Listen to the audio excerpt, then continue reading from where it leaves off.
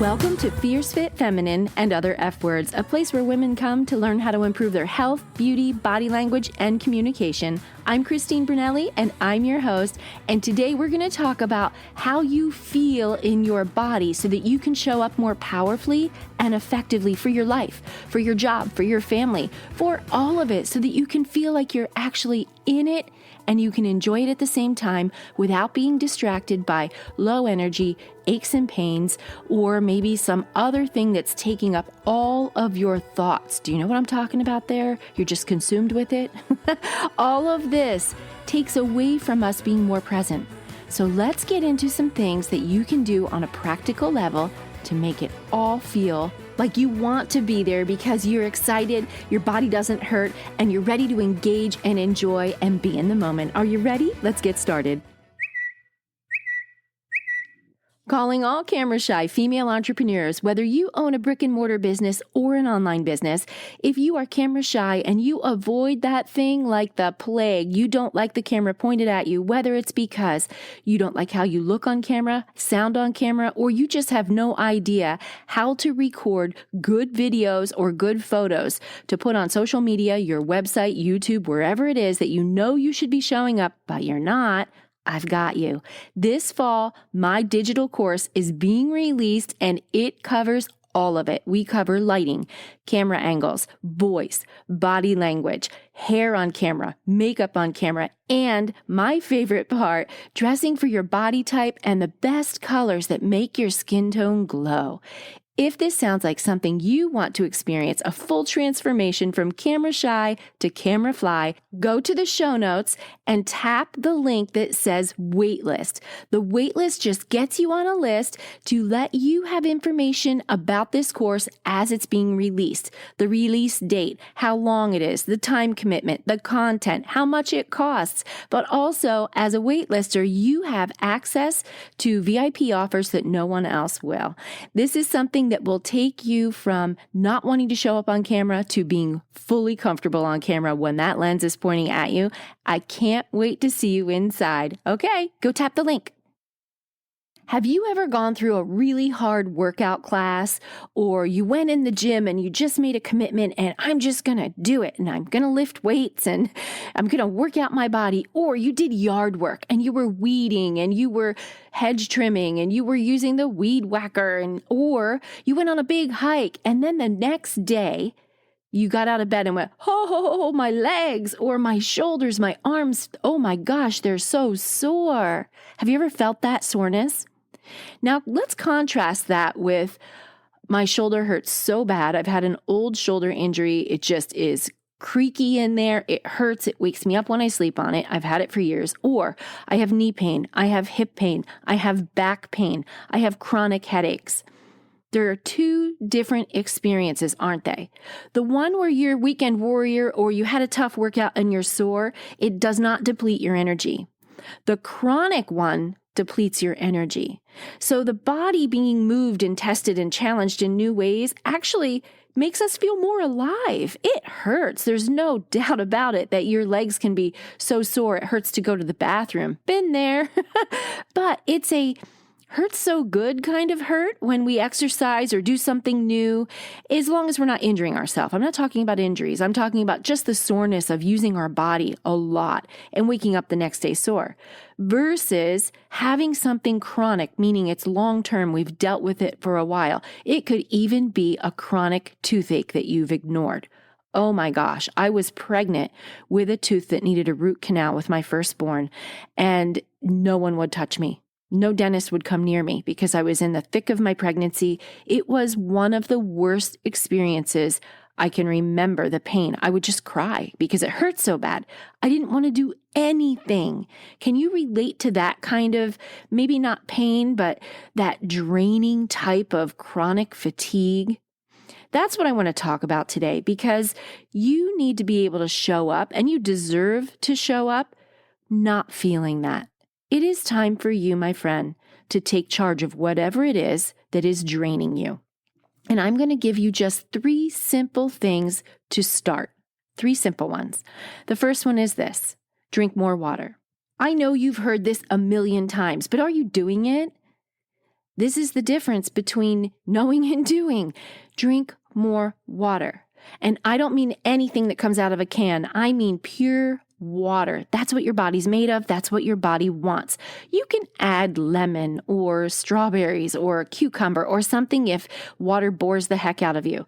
But this is the big ask. Go for 90 ounces a day.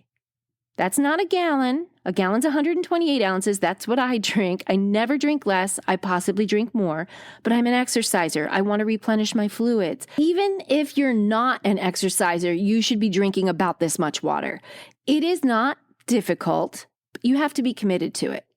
And this is some observation in my healthcare background that I've noticed. Sometimes, actually many times, when women, or men too, but this is a podcast for women, when women would come into the office, I'm a chiropractor, by the way, come into the office with headaches, a lot of times they're dehydrated. If they increase their water, the headache would go away. If you drink coffee, tea, anything with caffeine, Red Bull, that's something that's dehydrating you. You need to, for every Red Bull or every cup of coffee, you need to have 2 glasses of water, 2 full glasses of water. Do you see how water plays into it?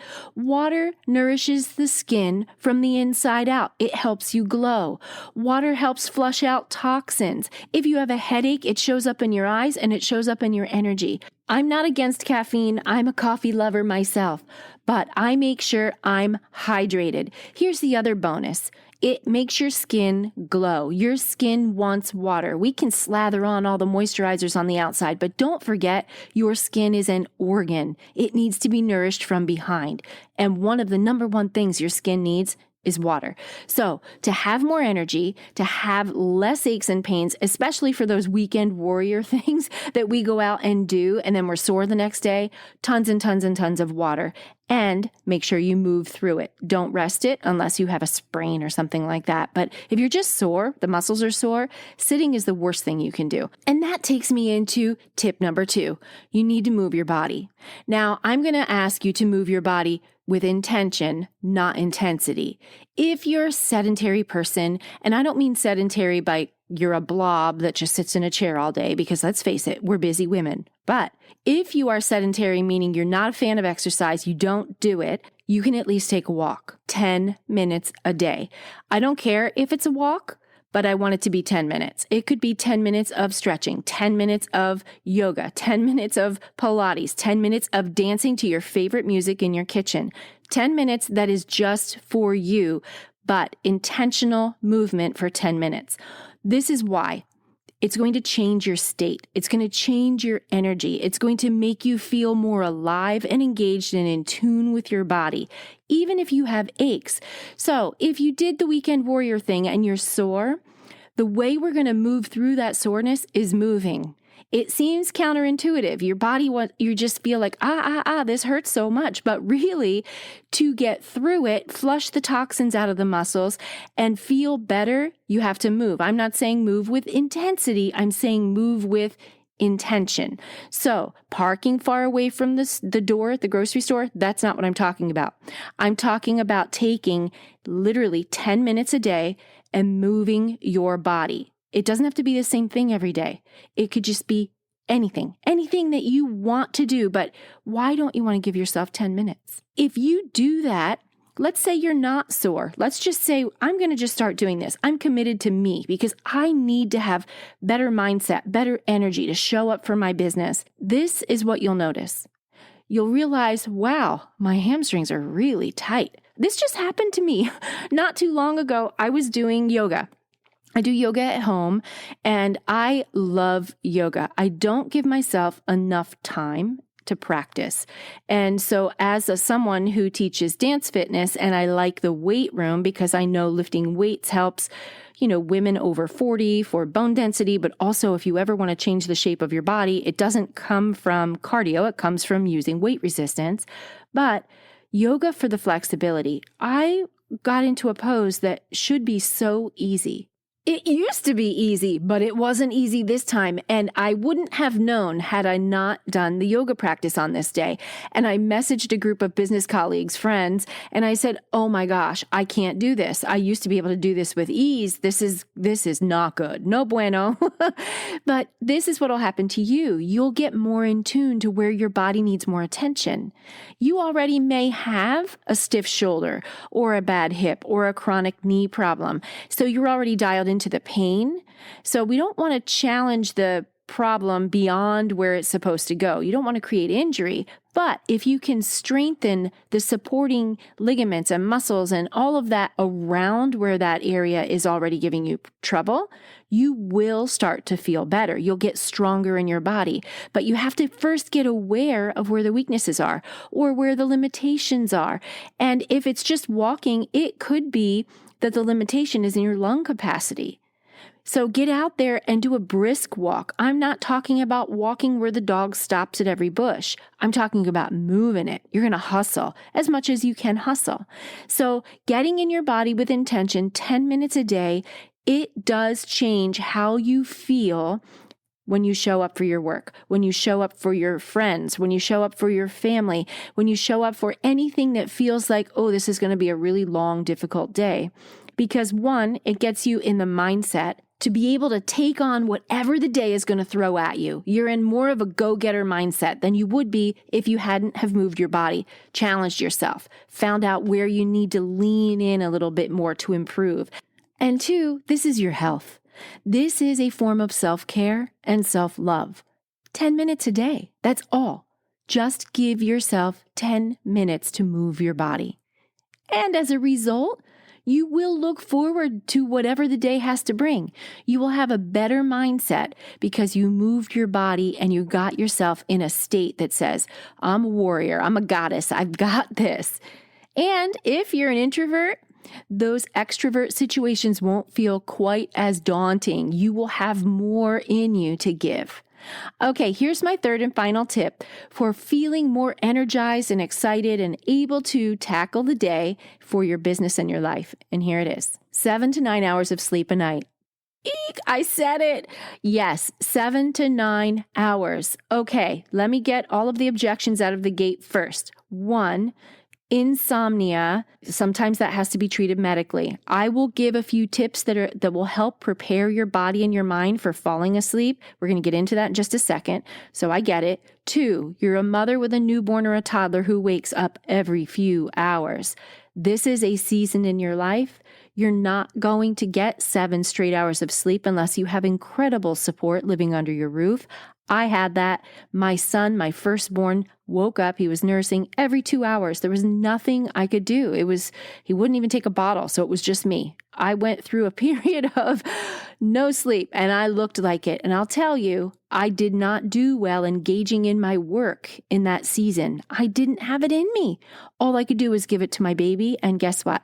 That's what you're there for. Give it to your baby. It's too difficult to spread yourself too thin, and those moments are too precious to try to. So devote that time. If you're in that season, you're going to have disrupted sleep. Just accept it. It doesn't last forever. I promise there's going to come a time where you can't get them out of bed to go to school. It's just a season.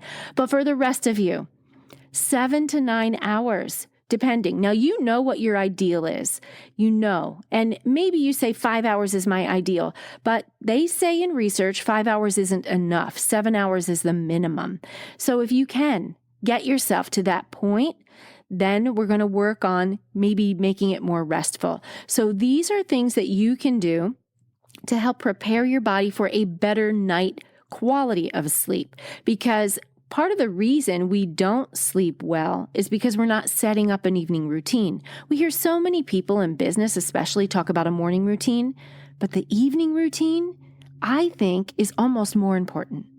If you have a routine to get yourself to sleep so that it can be restful, you are going to be amazing in the morning. You wake up with the feet hit the ground running. You're ready. You can do that 10 minutes for yourself, for the moving your body. No problem. You feel incredible. So here's the guideline. And you may have seen this somewhere, but this is a great reminder. Just like drinking more water, this is a reminder. But for some of you, this will be the first time you've heard it. And I want you to write this down. 3 hours before sleep, no food, no alcohol. 3 hours. What? It's true. Give your body a break. Stop eating 3 hours before bed. Maybe you're at 10 p.m. Maybe I call that an early bird, but because I'm a late night owl, but maybe 10 p.m. is your nighttime, your bedtime. Then you should be finished eating and drinking and finished your last glass of wine or whatever your evening beverage is that might have alcohol in it by 7 p.m. I know, right? That's what? I use wine to fall asleep. Well, let me speak to that for just a minute. Wine helps you knock out. It might help you nod off and feel a little more relaxed, but it disrupts the quality of your sleep. You know that, especially if you have maybe more than one glass. You wake up in the middle of the night. It's not deep, restful REM sleep. Cut the booze out 3 hours before bed. Cut all food out 3 hours before bed. If you have some kind of routine, maybe for some people that need blood sugar regulation, they have some type of high fat to help level their blood sugar, which is one thing you can do inside that 3 hours. For example, a tablespoon of almond butter. For some people, it helps regulate their blood sugar, or a small piece of a block of cheese. It helps regulate their blood sugar so that they stay asleep through the night. The reason you wake up through the night oftentimes is your blood sugar's all a mess, which is why eating and drinking right before bed, bad idea. 3 hours prior, cut all food and alcohol. So I'm not giving you medical advice here, but that is something that can help. If you have trouble falling asleep, or you have trouble not falling asleep, but maybe staying asleep, it might be your blood sugar. Have high fat with protein, right? Maybe a teaspoon of it before bed.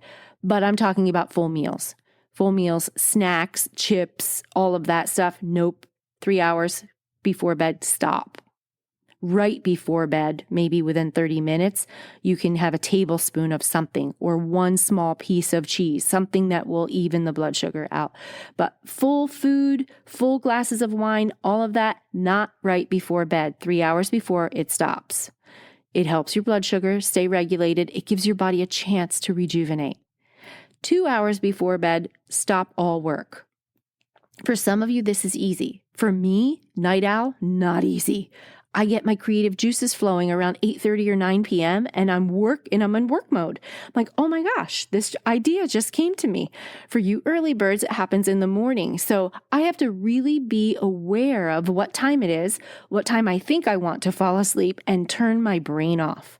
I have to find something else to do, a distraction, something that gets my mind in a place of rest. Now, the other thing that you might be doing is consumed with worry, consumed with thoughts, stuck on something. Maybe it's a relationship problem and you're just stuck on spinning your wheels about it. Maybe it's a problem with a child or an adult child or anything, a terrible boss or coworker, whatever it is, and you're in that mindset of spinning your wheels, and you can't stop thinking about it. I've been in that position, and I have to tell you, it's awful. It's awful. It's hard to fall asleep. You could lay there on your phone, just maybe Googling, is he a narcissist? Have you ever done it? Do you know what I'm talking about? You can't let it go, and you take it to bed with you. There needs to be a time where you shut your brain off 2 hours before sleep. Shut it down. Shut down work. Shut down worry. Worry is really you trying to figure things out that you can't control. You can't control whether that person's a narcissist. You can't control the behavior of your boss or your coworker. You can't control the behavior of your partner. You can't control a lot of things. And spinning your wheels is taking away from you showing up powerfully. You have to learn the art of letting go. 2 hours before bedtime, practice the art of letting go. I'm still in the letting go of work 2 hours before bed. I'm still there. I'm in it with you, but I know I have much more restful sleep when I do it. I find diversions. I find distractions. I find things maybe I'm doing a puzzle, or, maybe I'm writing, like a gratitude journal, something like that. But I'm not working. I'm not worrying. I'm not spinning my wheels. Now, the third and final thing you can do to prepare your body for a better night's sleep for 7 to 9 hours is get off all screens 1 hour before bed. Oh my gosh, but I lay in bed with my phone. What do I do, Christine? Or I watch television until I fall asleep. What are you talking about? Well, this is not my idea. This is science coming out saying all the light from these screens, one, it's doing your eyes no good. We need to get off of them. It's also stimulating your brain waves.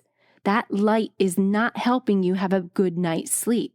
So if you are in the worry mode and you're taking your phone to bed with you and you're laying in bed on your phone, and I know you're doing it. I know you are. Most people are. Stop it. And you will notice 1 hour before bedtime, you will notice a change in the quality of your sleep. It prepares your brain for a better night's sleep. It's funny because I've talked about this and I coach about this in my program. And one of my students said, "What do you do? Like, what do you do?" And I had to laugh that we are a culture that doesn't know what to do without a screen. We don't know what to do with ourselves. How sad is that? How about read an old school book, like paper book? Or I just mentioned a gratitude journal. How about just writing down everything you're grateful for that happened in the day? Or 3 things you were grateful for that happened in the day. Put your brain in a place of bliss and gratitude. Or maybe it's a skincare routine where you are washing off your makeup or washing your face and you put a mask on, some type of face mask that, it draws impurities or it hydrates or it tightens or whatever. You're bleaching your teeth. You're doing something for you, but you're not on a screen. Television, if it's far away from you, if you just cannot break the idea of a screen, if you're not right in front of a TV and it's in the distance, that isn't as bad as a phone in your face. The phone in bed has to stop if you want good night's sleep. And it's a hard habit to break, but you can do it. So as a recap for your sleep, 3 hours before bed, no food, no booze, no sugary drinks. 3 hours before bed, 2 hours before bed, shut your brain off from work and worry. And 1 hour before bed, cut out all screens. Do something else. That's going to help prepare you for a better night's sleep. And if you do wake up a lot in the middle of the night, it could be, and I'm not diagnosing you here, but it could be your blood sugar. So if you want to have a tablespoon of almond butter or something high fat, high protein, avocado, or a piece of cheese, try that and see if you sleep better. Because getting good sleep is going to help you wake up feeling energized and ready for the day. There's nothing worse than waking up tired. It's awful. So here's the recap. 90 ounces of water a day, moving your body for 10 minutes a day with intention, carved out 10 minutes, and 7 to 9 hours of sleep a night, of good sleep a night.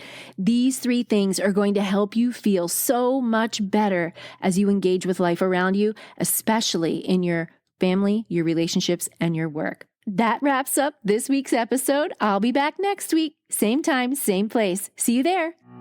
Don't forget to go to the show notes and tap the link that says waitlist if you're a female business owner who is camera shy. If you're not subscribed to this podcast, hit subscribe so that you get notified the next time a new episode is released. And until then, have a fierce, fit, feminine, and fabulous day.